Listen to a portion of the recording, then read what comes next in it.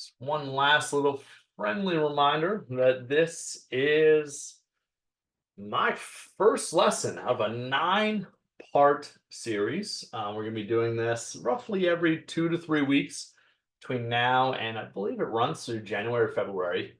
And basically, I'm taking the best of all my lead conversion nerdiness and just trying to bring value. There's no even ask of you all today. There's nothing, never gonna be. If you have questions, you want clarity, please chime in. I'm going to get around to them when I can. So type them in the chat if you want to do that. I've seen somebody raising your hand. That's awesome. If you do have a question or something, just go ahead and type it. Hopefully the chat or the Q&A, one of the two, will be enabled for you guys. Oh, Colton Whitney? Oh man, I see some beautiful people in here. Good to see you. Mike Rowland, like 7 times. Holy goodness. And even some people from Fargo. All right, y'all. Again, first part in a 9-part series. It's all about lead conversion. And we get to start today talking about good old psychology of leads.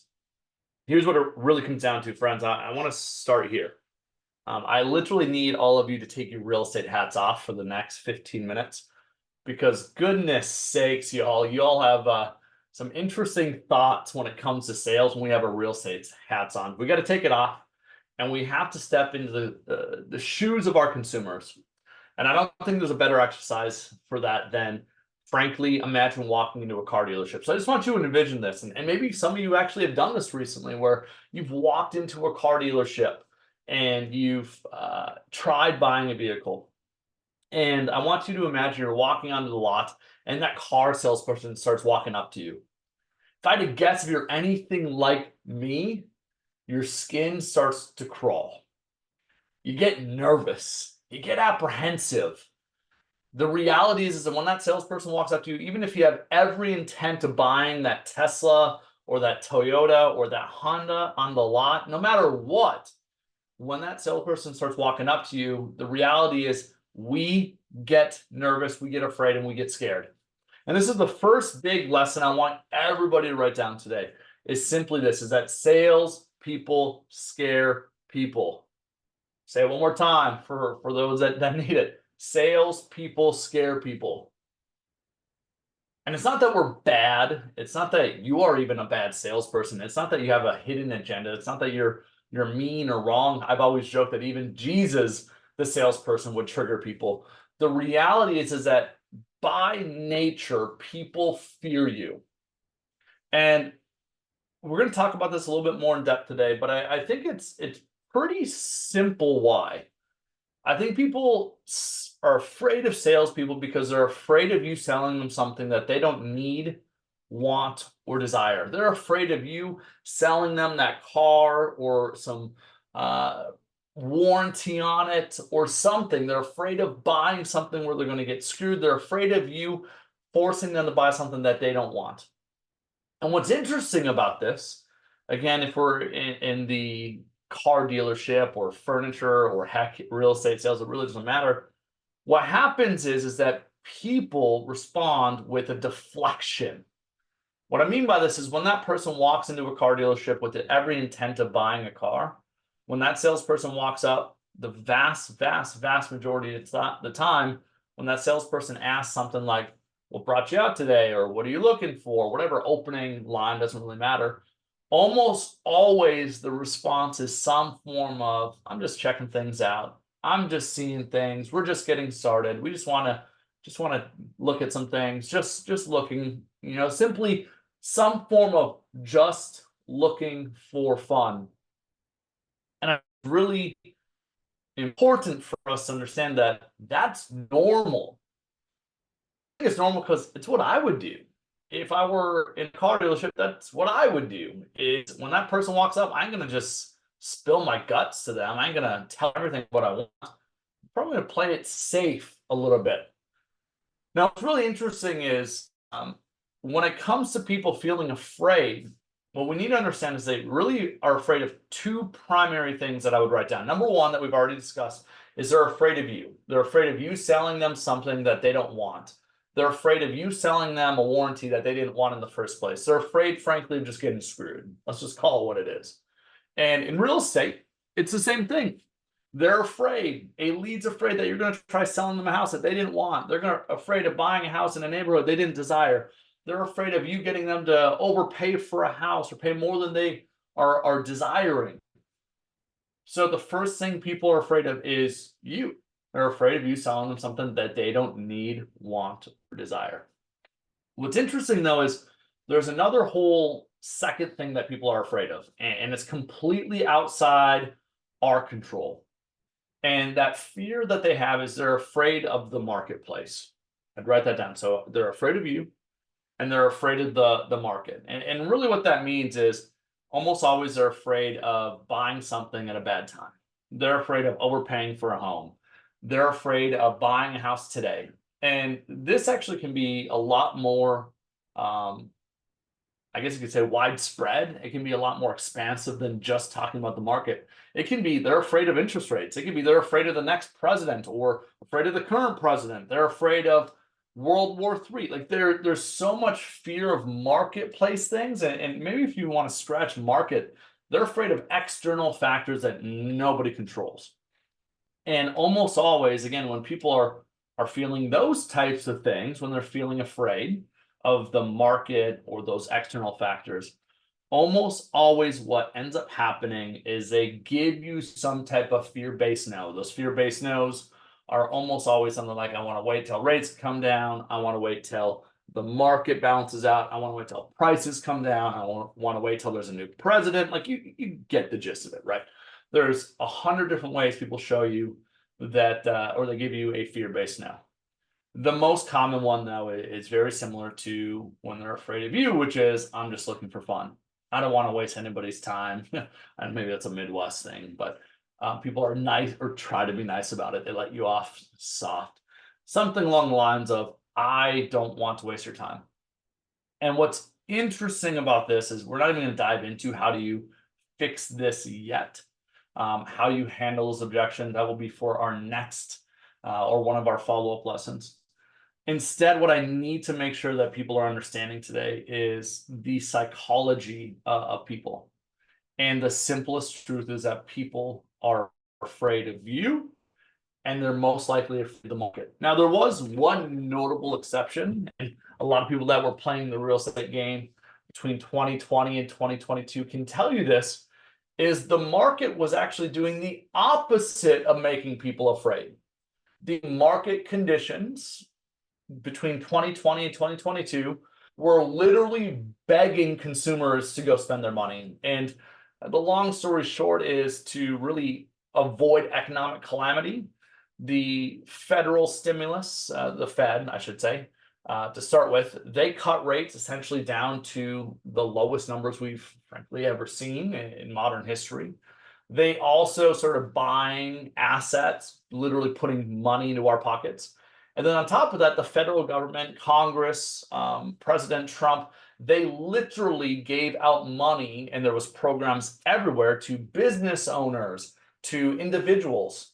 In other words, they put, for lack of a better term, I think I heard this once, they used an economic bazooka to push money into people's hands to really incentivize people to go and spend it. And that's what we really saw between 2020 and 2022 was there was no objections. The biggest objections that we dealt with, frankly, during that time period was, do I want to write an offer at 15% over asking or 25% over asking? That's not an objection, right? Like that's not resistance. That's not people really being afraid. The only fear that frankly existed during that time frame was FOMO, the fear of missing out. And again, that's because economically, the conditions of the market was giving every dang indicator in the world to go spend your money. And they did that because they had no idea what were going to be the ramifications of the shutdowns, literally shutting down the hospitality industry. And frankly, I mean, the real estate industry shut down for most places 3, 6 months, 12 months, and then ballooned because of all the federal stimulus and all the money. But what I'm getting at is that was frankly, like a microcosm. It was a small little blip on the radar that I really don't think we'll ever see again. I don't think we'll likely ever see an economic condition where people are so incentivized to go spend their money. And frankly, if we are, it's because there's some crazy economic things happening, and I don't wish for it. Rather, the normal is that people have some form of apprehension towards the market. They're afraid somewhat about the president, somewhat about the world, somewhat about interest rates, somewhat about markets going down or going up, missing out, whatever it may be. There's usually some fear there. And the other big thing is they're afraid of you. What was interesting, by the way, between 2020 and 2022 is because they were so incentivized to spend money, they weren't even afraid of the salespeople at the time. They're just like, "Get me to a house." It was literally like begging. It was insane to see. Again, I will hit on it one more time. People that built their businesses off of lead conversion and objection handling practices of 2020 through 2022 got kicked in the jaw when the market shifted. The Fed, of course, had to raise rates like they always do at some point, because wouldn't you know, when you give people so much money, people spend money like crazy, and then it leads to unprecedented inflation, and you have to tamper it down. And then they raise rates at the fastest rate, not to the highest rate, but the fastest, most aggressive rates we'd seen in a year. And then we entered into a place where people were like stuck. And then we saw sales plummet about 40-ish%. Anyways, enough with the history lesson. The point behind this is the vast majority of time, people are afraid of you, and they're afraid of the marketplace. So let's talk about fear. What's really funny is I see a lot of people trying to fight fear in this game with logic. And if you're in a committed relationship with a significant other, you probably have learned that you can't really fight emotion with logic. When you try, I've tried, it usually doesn't end well. It usually ends in the couch, a hotel room, not great things, not fun. The reason for that, and I want people to understand this, is when somebody is feeling fear, when that's their primary feeling, their brain literally cannot access the logical part of their mind. So what happens in psychology terms is when they're feeling fearful, there's two primary places where our brain is active. It's known as the brainstem and the amygdala. What's really happening when people are feeling afraid is we traditionally see people go into a couple different responses. It's either fight, which they want to fight back, flight, run away, freeze, they just literally freeze, or a fourth, which is really messed up, is fawn, which means like they beg and try to make everything better and fix it, which usually means they've gone through some really interesting upbringings. I've met some fawners, man. They are trying. They've been through some hell. There's no other way to put it. But anyways, when we're feeling afraid, we fight, flight, freeze, or fawn. But usually, what you're going to see is the top three: fight, flight, or freeze.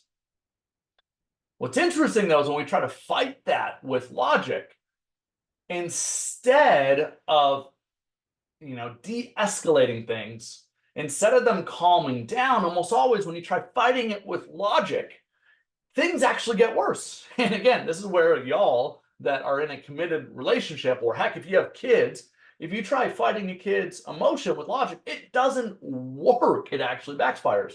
Usually the behavior, the fighting gets worse. The fighting or flighting, they run faster, or they become even more stuck or frozen.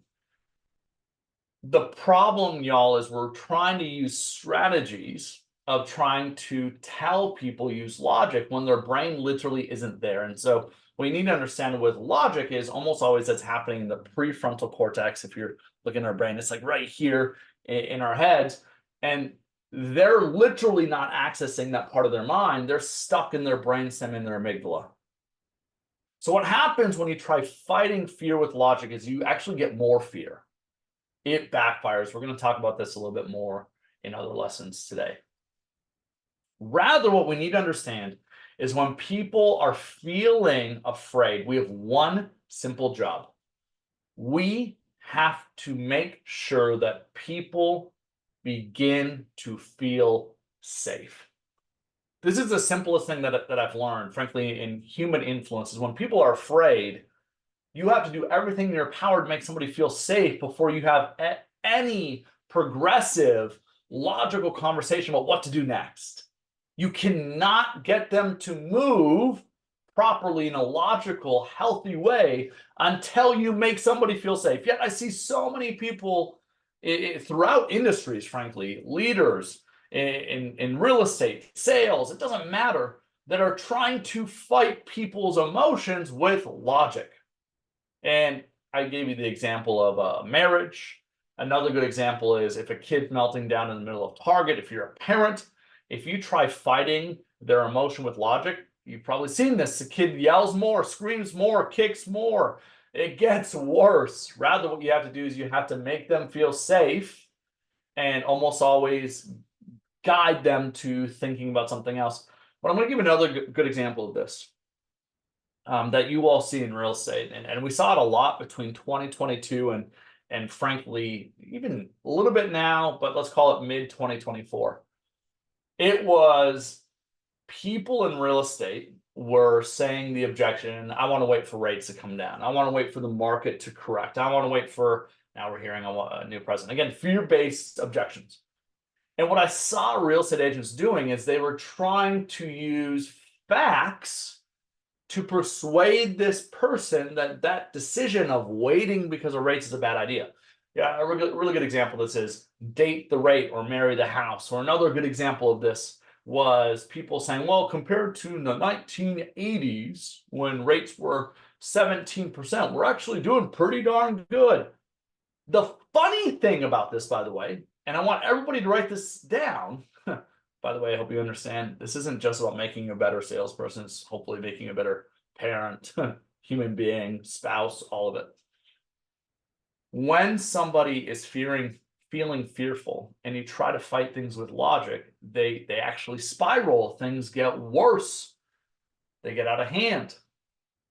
And when you try giving a TED Talk, what you need to recognize is you could be, frankly, giving the best TED Talk on the face of the earth. You could be spitting out some of the best facts and figures and, frankly, the most logical reason that when the person is not escalated, they would completely agree with. What you need to understand is your timing is wrong. You're trying to influence somebody when they are not influenceable. They are fighting, flighting, or freezing. And what we have to do is we have to make them feel safe. In other words, it's less about all the things you know and the stats and the figures and the logic behind why it actually makes a hell of a lot more sense to do something right now compared to other times. That's not what really matters. What we have to become obsessed with at first is making somebody feel safe.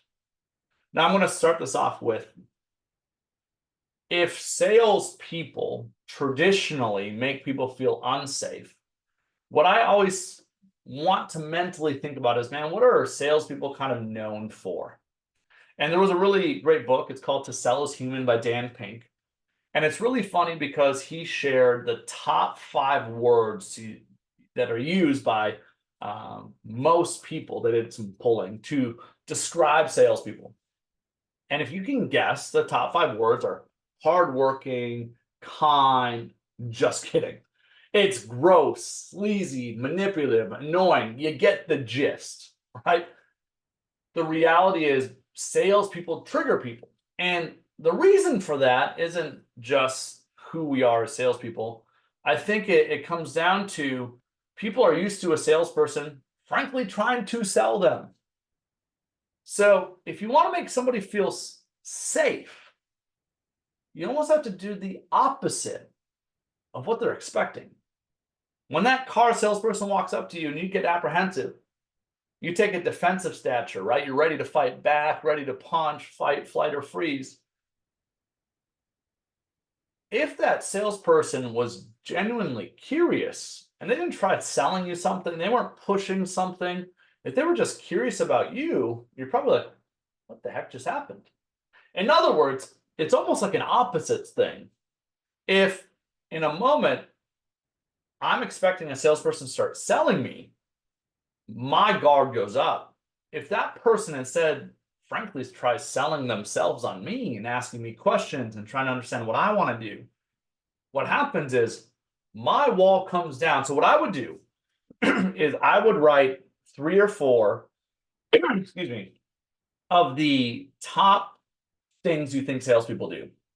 It could be pushing people, manipulating them, talking all the time, not listening. Like, just come up with the things that are near and dear to your heart and make dang sure that you come up with a list of 4 opposite things. So instead of selling and telling, you ask questions and you deeply listen. So create 4 things that you think salespeople are doing all the dang time that are annoying, gross, what have you. It could be from personal experience. It could just be a mental exercise, whatever the heck you want to do. But on top of that, come up with 4 things that you're going to do that are the opposite. That's how you're going to win. Now, I'm going to share 8 things today that I think that you can be doing in addition to the list that you come up with. 8 things that you can be doing to make sure that you're making people feel more safe, that you're making people feel more comfortable, that you're making them feel like you're not trying to sell them something that they don't need, want, or desire. Write this down. This is number 1. Number 1 is reinforce their autonomy. Reinforce their autonomy. This is rooted simply in the idea that humans fear 2 big things. Number 1 is being alone. Okay, that's besides the point, but it's worth saying that human beings hate being alone. It's why almost all of us as humans. When was the last time, frankly, you went more than 24 hours without contact to another human, whether it's a spouse, kid, family, anybody, work, coworkers, whatever it may be? We are social creatures and we hate being alone. It's a really scary thing in our minds. But the second big thing that I know we all hate is feeling out of control. And I think that's why salespeople trigger people so much, is we feel like salespeople are going to take control, that they're going to get us to do something we don't want to do, which we're out of control then. So you can signal to them the opposite by reinforcing their autonomy. Autonomy means that they are in control, not you. So how can we reinforce it? It's little tiny statements. I'm just going to give you 1 or 2, and I would really recommend that you maybe come up with a list of 5 to 10 that are very similar. But imagine, I saw my buddy Colton is in here, and imagine Colton and I are talking, and he says that he's thinking about buying a home, but he's really nervous about interest rates, or nervous about the next president, the impact it's going to have. I'm making something up about Colton. But imagine he said something like that. A reinforcing their autonomy statement is something like, Colton, I appreciate that. And I just want you to know that no matter what you decide to do, I'm going to support you. So let's break that down. No matter what you decide to do, no matter what you want to do, I got you. I'm in your corner. What you're showing them in that moment, the framework of that is you're saying, hey, whatever you decide to do, I'm going to be here to help you through it. So another good example, let's say somebody's considering writing an offer on a house. Saying something along the lines of, no matter what you decide to do, Colton, whether you write an offer on this one, or maybe we got to pass on this one and go to another one, and I'm in your corner, I'm here to help you. Now, that doesn't mean that we won't at some point chime in and give our opinions. I'm not saying that you can't do those things. Again, it's timing. Rather, especially at first in the initial parts of conversations, what we have to make sure that we're doing is we're making somebody feel like they are in control. And here's my simple truth, y'all, is they are. Especially when it comes to purchasing their home, where you write contracts, you have an inspection where you can get out if you want to get out of purchasing a house. There's a lot of outs for people in this game. And it's not buying something on Amazon. Heck, it's not even buying a car. This is the most expensive purchase for 99% of people that they will ever make. I think you're foolish to think that they aren't in control at the end of the day. So what I'm trying to do is I want to reinforce that they're in control. I want to reinforce their autonomy. And here's what I know happens. When you say statements like that is you're signaling to them that you support them. You're literally reminding them that you're not this sleazy, gross, annoying salesperson that they're used to seeing at the car dealership. And what happens is their resistance comes down. Their fear of you comes down. And it helps them regulate so they can get out of the fight, flight, or freeze so you can actually start having a logical conversation about what next steps to take. So again, we have to reinforce their autonomy. Go create your own list of a bunch of different ways or situations where you can remind people that you're going to support them and that you're in their corner. Second thing that I want to make sure that you can do to make somebody feel safer is you can reference their answer in your questions. You see, I have this firm belief that people really dislike salespeople because salespeople are known for talking all the dang time. Like it's gross and annoying. And I think people are afraid of salespeople not at all listening to anything that they've actually just said. So I think what's so great when you reference their answers in your next statements or questions, when you do this, you're literally showing somebody, hey, I hear you. You're signaling them, hey, what you're saying is important to me. And you can do one of two things. You can just reference it like, man, Colton, I'm hearing that you're pretty stressed about your current situation. I appreciate you sharing that with me. So you can just reference it and honor it. Or you can literally pair it with your next question. So Colton, I know you're feeling a little stressed. Colton, you're my scapegoat today. You're my buddy. But I know that you're feeling pretty stressed about your current situation. What are you hoping to change about it? When you do this, when you use their answer as the bridge to your next question, it causes people to recognize that, man, this person's not trying to sell me something. They're not talking. They're doing the opposite of it. They're literally honoring what I'm saying. They're hearing what I'm saying. And instead, they're asking a question about my original answer. So again, if you want to make people feel safe, the second thing you can do is you can reference their answer, their responses, and it can be the one they just brought up. It can be one from maybe earlier, like, hey, can we circle back? I just remembered I'm curious about this. You can totally do that.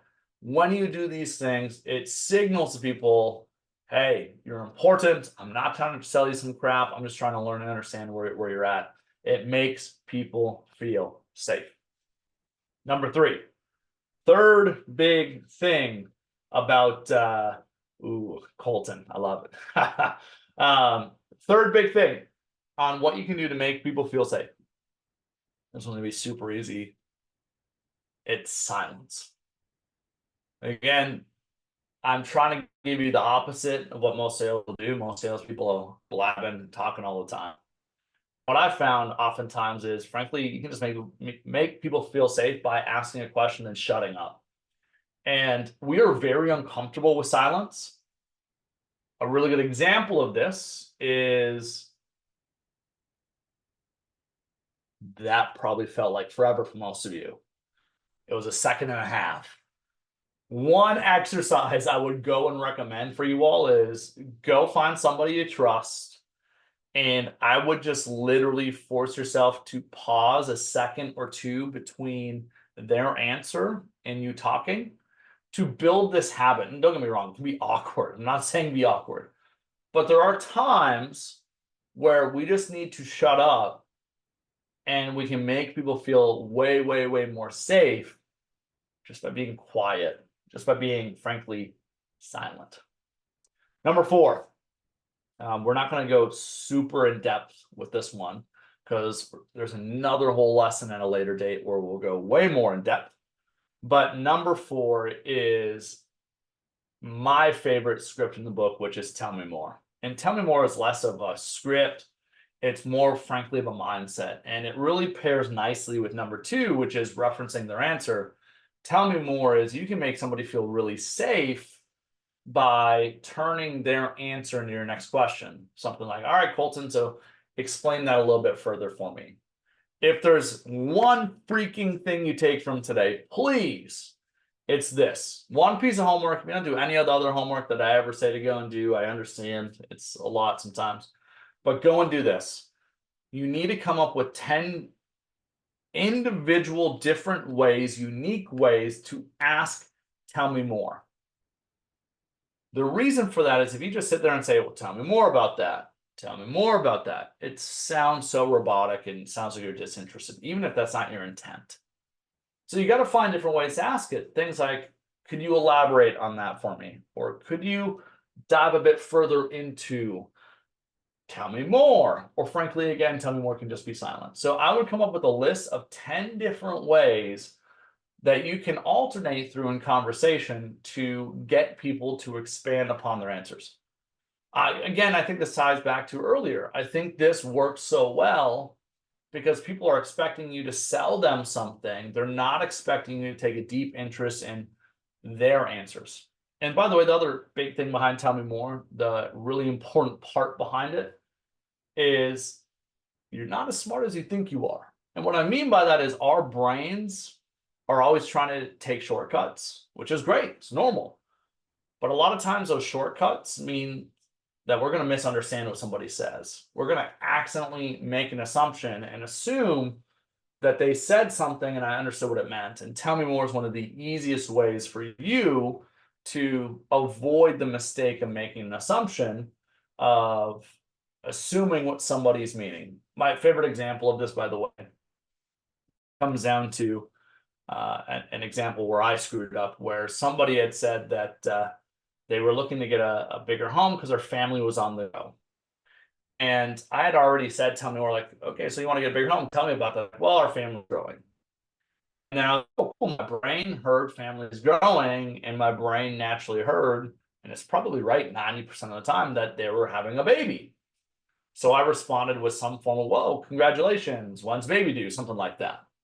And long story short, the person on the receiving end, they weren't expecting a baby. And what had happened was, I believe it was their mother-in-law had just passed away, or father-in-law, sorry, had just passed away, and mother-in-law was moving in. In other words, I was the a-hole who congratulated somebody on their father-in-law passing away. And I'm teaching you this stuff today. Scary. Anyways, the point behind that is, if I would have just asked, tell me more, okay, well, when you say your family is growing, could you help me understand that a little bit better? They likely would have clarified a situation where the mother-in-law just passed away and father-in-law passed away, I keep mixing it up. Father-in-law passed away and mother-in-law was moving in.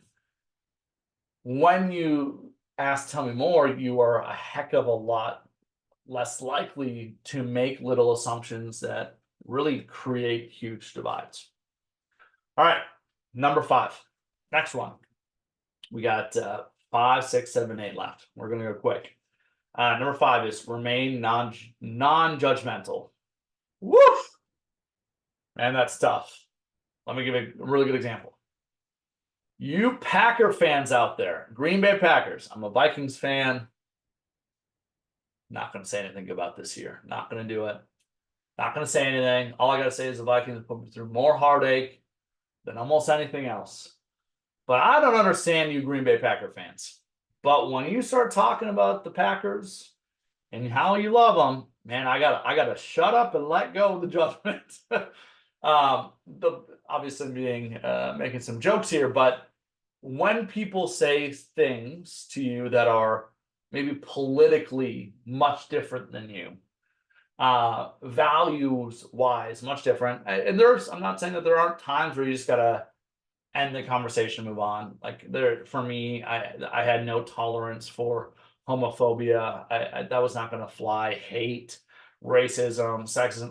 If there was any of that was coming out, I'm ending the conversation. So don't hear this as Robbie saying that I have to continue these conversations with those people. I'm not saying that at all. What I'm saying is there's a lot more gray in the world, and my job in that moment is less about judging it And frankly, it's probably more about trying to understand where it's coming from or just giving it very little energy. So when people are saying some things, I try to limit and remain non-judgmental and not put my own opinions into things. And that just simply comes down to, man, this world is so much more vast than you or I know. There's so much different experiences that lead to different thoughts and ideas. And there's got to be a line somewhere, but far too often I found myself, I had to really remain non-judgmental.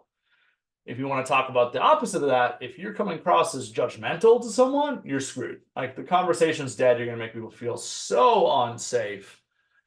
You got to remain non-judgmental. Next, number 6. This one's going to be tough. Let go of the attachment to the outcome. This is a tough one, y'all. Letting go of the attachment to the outcome. Really what this means is you're there to engage in conversation and not be mentally tied to this must turn into a commission for me. The moment you are tied and you start tying people to a commission, a paycheck, a deal, the moment you start to do this, you get sales breath. I've never seen somebody who has sales breath and it smells good. It smells frankly like shit. And there was nothing that will push people away and make them feel more unsafe than ever than you being attached to the outcome. And it's really interesting. When we're attached to like a paycheck, what happens, frankly, is in psychology terms, our brains literally become distorted and we see the world through a different lens. Instead of actually hearing somebody for what they're saying and trying to understand it, we overreact or underreact. In other words, when you're attached to the outcome, your whole lens becomes distorted. You see the world through a terrible lens, and you either become too afraid or too aggressive, and it never ends well. The irony is, if you let go of the attachment to the outcome, I guarantee you will go sell way more homes or way more of anything than you would if you're attached to it. Now, I'm not saying you can't have goals and desires. I'm not saying that. But man, if you are desperate for it and you're showing them that, you can be desperate in your attempts and your effort. But if you're desperate in your listening and your logic with them and your connection with them, they're going to feel it. They're going to dip out. They're not going to feel safe. Number 7. I'm actually just going to breeze through this one very, very quickly because I'll talk about it in another lesson as well, is mirroring and matching. And what I mean by that is there's nothing that will make people feel more unsafe than you coming across as the opposite of them.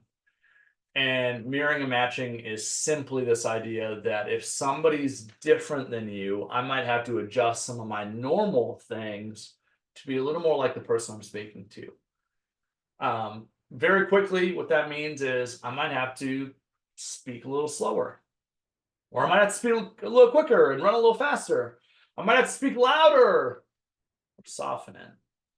Imagine this, right? And once I point this out, you'll see it. There's so many opposites in the world, right?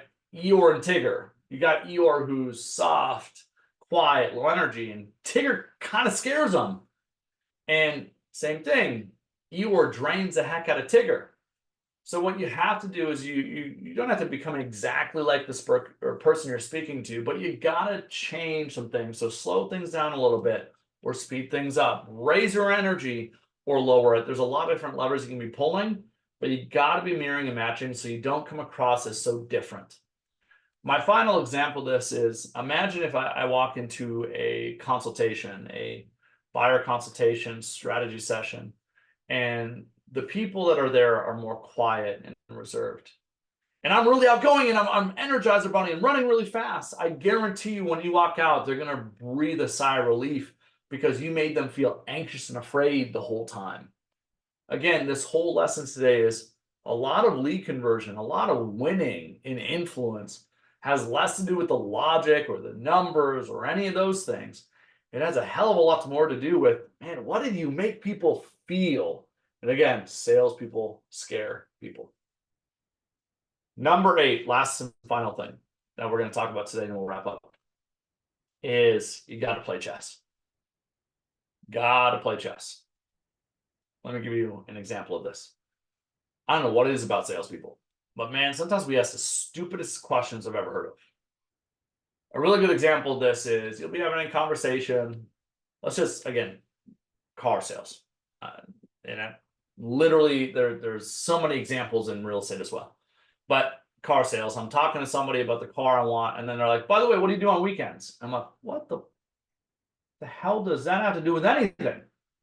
Or if you're talking to somebody about the house I want, they're like, yeah, I want a 3-bedroom house and 2 garage stalls, whatever. You're having some conversation. You're like, by the way, what's your spouse's name? I want you to write this down. I call it left fielding. Left fielding triggers the hell out of people, makes them feel unsafe, makes them feel nervous. That's what makes people feel like, man, you're really prying into my shit right here. Like, you got to get out. And that is when you bring up these personal things and they haven't brought it up first. You see, what's really interesting is I've frankly had really intimate conversations with people, but I almost never bring it up. Rather, I play chess. I ask questions. I get them to bring things up.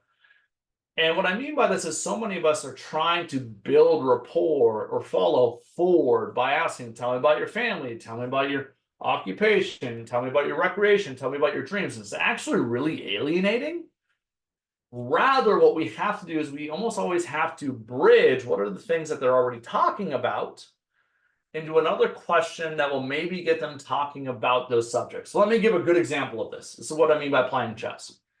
If I wanted to get somebody to talk about maybe their work, occupation, or their family, I'm not going to say out of the blue, what do you do for work? Okay, that's freaking silly. Rather, because I'm in real estate sales, I'm going to ask something regarding their real estate wants that will likely get them talking about their occupation. And that thing is simply their desired home location. And here's what I mean by this is, if I were to ask someone like, hey, Colton, so tell me about what neighborhood you're looking at or what neighborhoods you really like. He's probably going to tell me, let's just use Fargo terms, South Fargo, Rose Creek. And then I can say, oh, super cool. By the way, what is it about Rose Creek and South Fargo that you like? What's drawing you there? And you will almost always hear one of 3 things. Almost every single dang time, one of these 3 things. 1, it's close to work, right? Or close to conveniences. But almost always, well, it's not too far from my work. All right, that's number 1. Number 2, schools. They bring up schools. Well, it's in the schools where our kids go to school. Oh man, guess you just brought up kids. When they bring up work, they bring up kids. Or they're like, man, we really love the parks. That's what we love to do on weekends. They bring up recreation. Now it is fair game. Open it up. Kick the door down. Use tell me more on it all dang day. But where I see people go wrong all the time and it makes people feel really unsafe is we just literally pull and ask these questions out of left field. What's your spouse's name? What do you do for work? What do you do for fun? It's weird. Instead, you got to play chess. You oftentimes have to ask questions that get them likely talking about the things and gets them to bring the things up that you want them to be talking about. Here's another good example. If I want to know who's the family, I'll always ask who's all impacted by this move. Guess what they always bring up? They bring up the family. They bring up the kids. Like it's really this simple. So you have to be playing chess. You got to be thinking a couple moves ahead where they're going to give you some type of answer, or maybe they won't, but they're likely to give you some type of answer that will get them talking about maybe a little more sensitive thing. Then when they bring it up, it's fair game. You can dive into it all dang day. And frankly, it won't feel weird because they're in their mind saying, oh, I brought up work. I brought up kids. I brought up my family. I brought up recreation, not this weird random salesperson who's digging into my life. All right, last minute here. Lessons. The biggest problem with so many of us is we don't realize that a lot of lead conversion and influence, frankly, has a hell of a lot more to do with what someone is feeling than what somebody is thinking. And a lot of times, because people are feeling afraid or nervous because you're a salesperson or because of the market, they overinflate their fears to you. And they do that as a defense mechanism because they're afraid that you're going to sell them something that they don't want, or they're going to buy something at a bad time. So they say things like, I'm just looking for fun, or I'm just afraid, or I want to wait for the market to go down. Sorry. Those are all signs that they're just afraid of something. And what it really comes down to is, if you want to win, you can't push, you can't sell, you can't give your TED Talks yet. Rather, we have to help them regulate. Just like our kids, our spouses, we know sometimes you just need to make them feel safe. Those are 8 things today that I think that will help you, and you'll feel the wall figuratively come down. You'll feel the resistance come down. And it almost always comes across as, it starts with them saying no, right? I'm just looking for fun. I'll ask a follow-up question like, all right, I understand that, but help me understand why have you looking for fun in the first place? Well, we're thinking about making a move, but we don't want to waste anybody's time. So people give you breadcrumbs of an answer paired with a little bit, excuse me, a little bit of resistance. And what you have to do is you have to become ruthlessly focused on the opportunity, the breadcrumbs, and frankly, ignore the resistance. And then what you'll see happen usually 2 or 3 questions in is that the resistance literally disappears. And instead of them throwing out disclaimers like, we don't want to waste somebody's time, we're nervous about the market, they just start simply asking or answering the questions. They start saying, well, we need to get a bigger home at some point because our family's growing. Well, tell me about that. What's happening when your family's growing?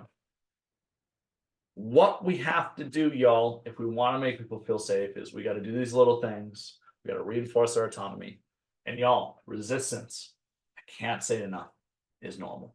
Very frankly, if you call a lead and there's no resistance, just like, yep, I want to buy a house today, they're usually psychotic. Okay, almost always you need to run. It is normal for people to throw up a wall. We have to make it normal that we see the wall and our intention. We got to signal them, hey, you're safe. We're not here to screw you up. We're not here to do anything bad. We got to signal them, hey, we got your back. By doing so, the wall comes down. Everything becomes so much easier. All right, y'all, that was lesson number 1. We'll be back again in a couple of weeks. Hopefully that was valuable. If you have any questions or anything, reach out. You can Instagram Real Robbie T, REAL ROBBYT. If you're going to be at the Rise Conference, Reels annual conference next week, I will be there. Come say hi. It'd be super fun to connect with a few of you. If you're not at Real, awesome, great. So many good brokerages in the game today. There's some duds out there, but there's a lot of good ones. And if there's any questions that you need help with, reach out on Instagram at RealRobbieT, or you can email me at robbiet@hatchcoaching.com. Much love, y'all. Peace.